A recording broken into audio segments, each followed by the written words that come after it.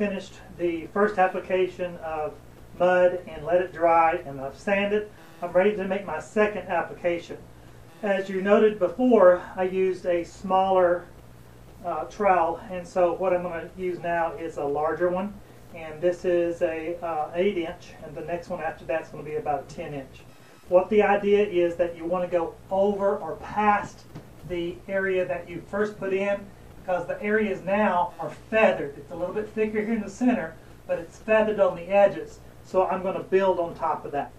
One tip in working with mud is that you want to make sure that your blade of your applicator is going to be clean on both sides. Otherwise, it's going to leave divots in your mud and whatnot, and it'll show up in your finished work.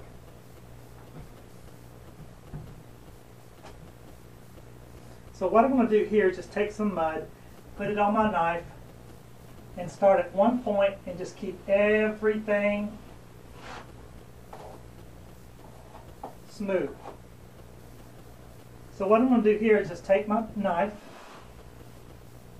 push, and just feather a little bit as I go. So I want to make sure that this gets a good clean application all the way through. Again, remember, the secret to this is not trying to make it pretty on the first run through.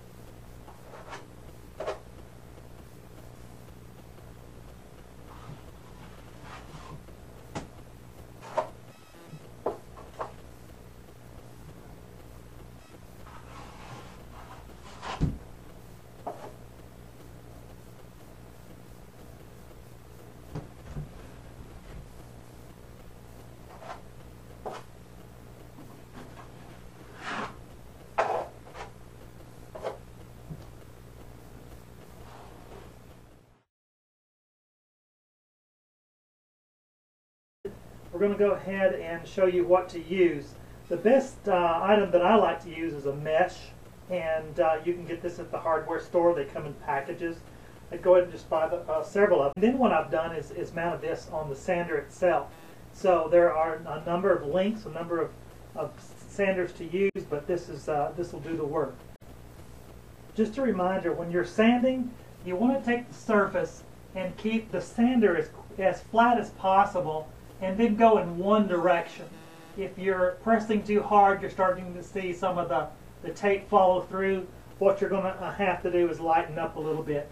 The best places to go are on the outsides in order to flatten this out as much as possible.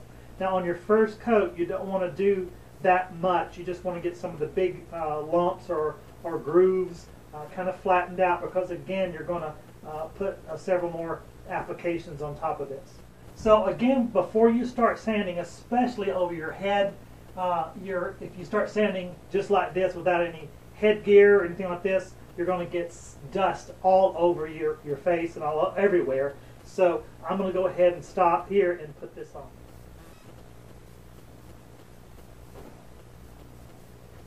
Okay, it looks a little scary, but this is what I'm doing. I'm protecting my head, my eyes, and of course my breathing as well. So I want to keep this in place while I'm doing all this sanding.